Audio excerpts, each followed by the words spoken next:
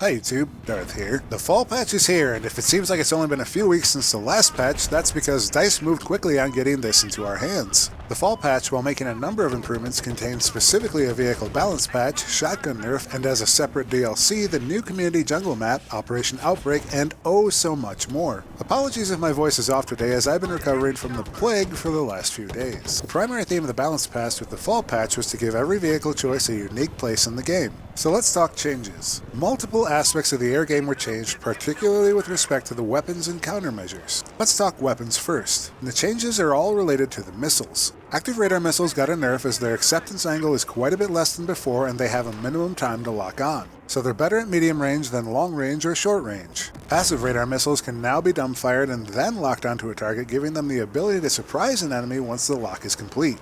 But the lock must be maintained.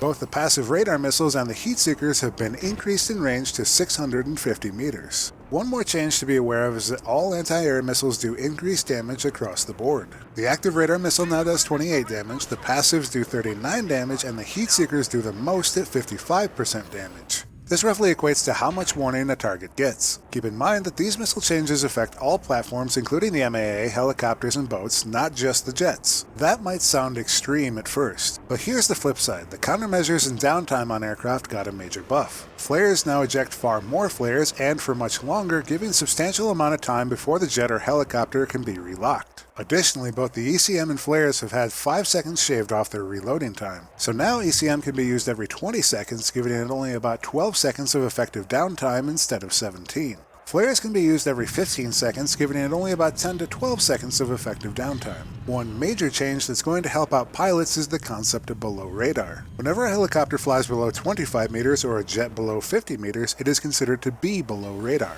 This means that the only things that can track and target these aircraft are shoulder-launched missiles. Additionally, these aircraft no longer appear on air radar, so that will introduce a new tactic for aerial warfare. Finally, the last major buff to air power is the recovery of aircraft against criticals, and recovery has been buffed substantially.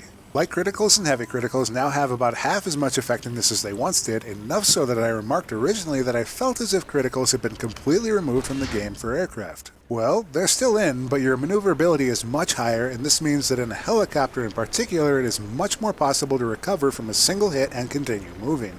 Before, you could be stun-locked by stingers. If you think the scout helicopters are going to be the scourge of the universe, think again, as repair rates inside of vehicles have been slashed. The transport helicopter, and especially the scout helicopter, now repair half as fast as they once did. With the combination of changes to the anti-air missiles, decreases in critical effectiveness, and the vast increase to the effectiveness and uptime of the countermeasures, this should have the effect of making aircraft far more vulnerable when they are vulnerable, but vulnerable for much shorter periods of time. Next up, the ground vehicles got a balance pass as well. Both the infantry fighting vehicle and tanks saw increases to their top speed, and the IFV is slightly more maneuverable up hills. More importantly, the armored vehicles saw big changes to how their weapons work. Each shell on the tank now has a purpose. The AP shell and sabot shell remain pretty much unchanged. The AP shell remains a balanced killer of both infantry and tanks, while the sabot has the speed and range capabilities that make it excellent against targets that are further away. The HE shell is now specialized for killing infantry targets, having much more splash damage than previously and being inferior to the other two rounds against armor, as it does slightly less damage than AP or sabot. The secondary specialty shells on tanks also saw some big changes. The Forgotten round, the guided shell, has had its range increased from 300 meters to 500. It is also no longer affected by angle to the target, so it always lands for maximum damage of 300 or 30% against armor. As it requires a lock to the target, this will be ideal for long-range engagements against enemy armor on maps like Silk Road and Firestorm. The other secondary tank round, the Staff Shell, now works in a manner similar to the MBT Law. However, it does enough damage to inflict a light critical on vehicles, again 30%, which slows them significantly. It's another great choice for a purely anti-vehicle role on large maps. Keep in mind that both these secondary shells are still sharing a cooldown with the main shell, so using them instead of your main round in close-ranged fights is not advisable. Last up for the weapons on the tanks, the driver LMG and HMG were both slightly tweaked. The LMG had its overheat reduced by roughly 10%, so you can now fire it slightly longer. The HMG now overheats 45% quicker, recovers from overheating somewhat faster, and it does 5 damage less than previously. The HMG now fires at 670 meters per second, up from 500, so it should be substantially easier to hit moving targets at long range with the HMG. For the secondary gunner, you might be surprised to find out that the secondary incendiary grenade now has some substantial range associated with it. You can now lob this thing out to about 100 meters, so be prepared for a substantial upswing in this since forgotten secondary and gunner firepower. I actually surprised quite a few people with this weapon on the CTE during testing. Finally, the armor multipliers for tanks have changed slightly. Top-down attack angles on the tanks were modified to make top-down attacks slightly less effective and to make tanks slightly more survivable on maps with a lot of verticality. Furthermore, tanks now take slightly more damage from a direct frontal attack, meaning that turning your tank at an angle to your aggressor is going to be more important than ever. Next, on the infantry fighting vehicles, the IFV got 2 tweaks. The anti-armor shell, the APFSDS-T shell, had its damage increased pretty substantially overall. The damage value was tweaked upwards against vehicles, and while certain multipliers were changed, the overall net effect is about a 33% increase in damage. So the anti-armor shell gives a fairly serious upgrade to the overall damage per second of the IFV. This should give IFVs played smartly a much better chance against tanks. And last for the IFV, the LMG had its damage increased by 5 on the minimum and maximum. It also generates heat roughly 10% more slowly. This was done to make it a more competitive choice with the zoomies or tows. And not to be forgotten, the amphibious assault vehicle got a fairly substantial health upgrade, going from 1000 to 1250, or an increase of about 25%. This brings the vehicle more in line with its Battlefield 3 equivalent and makes it quite a bit more durable on the battlefield. As far as countermeasures go, the active protection reload time has decreased by a full third, from 35 seconds to 22.5 seconds. It also no longer displays a red light on vehicles while it's on cooldown. It is no longer possible to shut down active protection early by hitting it with specific weapons. However, to offset this, the uptime is decreased from 5 seconds to 2.5 seconds. So active protection has gone from a 5-second nigh invulnerability shield to a device that will probably only block 1 projectile when timed correctly. That's it for the land, now on to the water. In the water, both the Rib and attack boats got some significant upgrades. First, the lesser of the two, the Rib, saw an increase to its maximum health by 50%, and the miniguns on both the Rib and attack boats saw an increase in damage, going from 10 max 2 min to 12 max 6 min.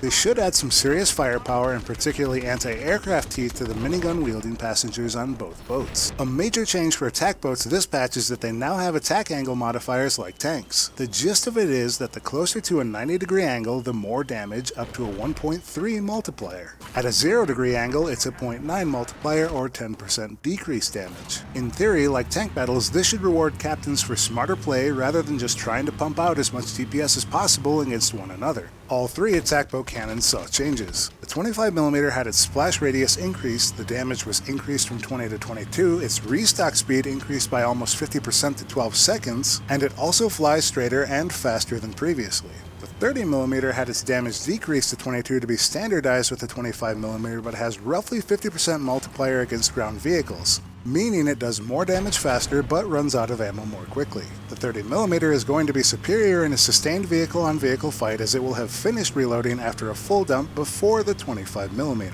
Finally, the burst cannon took a small hit to its effectiveness, which makes sense as the miniguns now do increased damage. The burst now does 2 less damage per shell, but restocks in 12 seconds as opposed to 20. So really a trade-off. Keep in mind that the passive radar missile is also far more effective now on the attack boats and can be used to great effect through dumbfire and lock-on tactics. Ultimately, the restock speeds have been normalized between the 3 choices, and it really comes down to dual purpose with the 25mm, anti-vehicle with the 30mm, and anti-air with the burst. Now I want to talk about vehicle balance and what that has done for the infantry side of things. For starters, the shoulder-launched missiles are now far more effective than they once were. The Stinger and Igla now do 55% damage to aircraft, not including the transport helicopter. This is a pretty big increase from their previous values, but keep in mind that there are some pretty big mitigating factors. Both the Igla and the Stinger take longer to lock on, accelerate more slowly, have less maneuverability, and their acceptance angles are decreased. Combined with the increase to aircraft countermeasure efficacy and uptime, this is a pretty significant penalty to overcome. You're not going to be dropping aircraft like flies all of a sudden. And if you've forgotten entirely about the AA mine, feel free to bring it out again, as it no longer penalizes you by disallowing other rocket launchers to be used when you're using the AA mine. However, the default count has decreased from 2 to 1. Finally, all non-dumbfire launchers have been completely disabled while in transportation. So no more Stingers and Choppers, Javelins while in transports, or MBT laws while in personal watercraft or quads. Now, it's not quite the buff that I'm sure some folks are looking for, but the Straw got a bump up in the maneuverability department. It's a lot closer to its pre-spring patch maneuverability, though not quite as twitch capable as it once was. On the downside, it took a hit in damage as it now only does 75% damage against aircraft. Its effectiveness against heavy armor and the strong sides of tanks has also been decreased substantially, with the front shot doing as little as 18% damage on a glancing blow. So the one-hit kill has been traded for high maneuverability and heavy critical damage. Some folks want both and they're not going to get it. The all-purpose straw is not coming back to the game. In nearly every update since they were buffed, players have been asking about a nerf to the shotguns. Well, it's finally coming, though it may not give quite the change that players have been looking for. Across the board, the semi-automatic shotguns have all lost at least a pellet from their total count, and certain shotguns like the Dow 12 have lost too. For both pump action and semi-automatics, the minimum damage fall-off range has dropped from 50 meters to just 32 meters, though the buckshot and flechette damage doesn't start falling off until 24 meters, so they still have quite a bit of reach. For the most part, this means the shotguns are going to be just as effective at close range and slightly less effective at ranges beyond 30 meters. Mid-range kills are now far less likely and are outside of hardcore impossible in just a single shot. Another weapons platform that is getting a range nerf in the fall patch is the mobile anti-aircraft. The direct nerf is that the 20mm went from a previous maximum of 15 and a minimum of 12.6 per shell to a maximum of 12.6 and a minimum of 4.2. So about a 15% decrease on the close end and a removal of 2/3 of the damage at long range. The fall-off distances also got pushed out substantially as the maximum value now applies out to 600 meters and the minimum takes root at 1000 meters. Ultimately what this means is that between 50 and 600 meters, the MAA is no different than before. Beyond those ranges, the damage starts falling off significantly. So in theory, the base camping MAA is far less effective than it once was. Keep in mind that the ranges for the MAA are semi-spherical and not cylindrical, meaning that high-flying aircraft are also much safer than they once were. Then you must also include the indirect nerfs to the MAA in the form of below radar, which negates all missile fire from the MAA. Next up on the nerf train, C4. The short of this bullet point is that C4 got a damage and reload nerf. C4 now only does 400 damage, meaning that taking out an armored vehicle is going to require 3 bricks instead of 2. Additionally, near misses will no longer critically disable armored vehicles so that they can't get away. Overall, explosive reloads were normalized to a range within 6 to 8 seconds. C4 in particular went from a 2.5 second reload time to an 8 second reload time. However, grenades are also once again a 6 to 8 second reload time instead of 25 seconds. Unfortunately, this also covers the XM25, which is once again possible to throw down an ammo kit and turn into an everlasting grenade turret of sorts. If you're thinking, oh no, explosive spam! 1. Please stop playing on Metro and lockers, and 2. Consider that servers without explosives turned off, people just switch to the lowest reload time to spam anyways. Hence the normalization. Speaking of Metro and lockers, you're going to probably notice a lot more smoke in this patch as Iron V and FLIR night vision optics can no longer see through smoke. Now, I didn't think this was a particularly effective combination outside of those two maps, but if you felt that way, then this tweak is for you.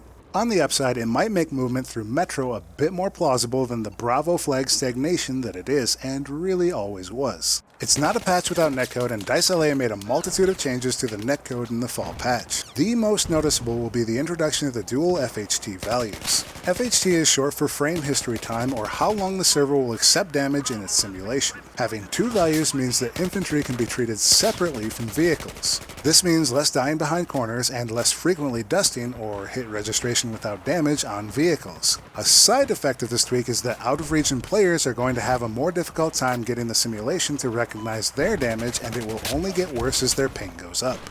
On the PTFO end of things, the amount of points given for playing the objective has gone up substantially in Rush, Obliteration, and most notably in Conquest. On Conquest, the award for capturing a flag has gone from 150 points to 400. Picking up the bomb in Obliteration now awards 150 points up from 100, and possessing the bomb gives 25 points per tick instead of 10. In Rush, you can expect to earn 500 points for destroying or disarming an MCOM. Finally, the reward for earning the victory ribbon in Conquest, Rush, or Obliteration is now 3,000 points instead of 1,500.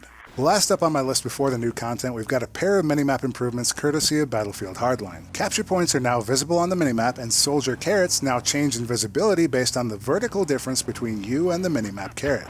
This switch should definitely be a huge help for players that actually, use the minimap. and it's a huge quality of life upgrade for players, at least on normal and classic. And then finally we have the brand new community map exclusive to Battlefield 4 and available as a free downloadable content alongside the patch. If you're wondering how to download this, you'll need to buy, in quotation marks, the free DLC and then download it onto your respective platform. I found this jungle map to be quite a lot of fun to play, and if I had thought about this video a few weeks ago while I was still on the CTE, I'd have some footage of it to show here. Instead, if you want a sneak peek while you are presumably downloading, be sure to check out my CTE Sunday videos from a few weeks back. So that's it for the fall patch. Definitely one of the meatiest patches we've had on record and a lot of big changes. But what do you folks think of the changes? Is there something you'd like to have seen in the list that wasn't? Do these changes go too far? What are you hoping for in the future patches for Battlefield 4? Be sure to let me know in the comments below. If you're new around here, please take a moment to check out my channel and consider subscribing. And as always, thanks for watching, and I'll see you next time, YouTube.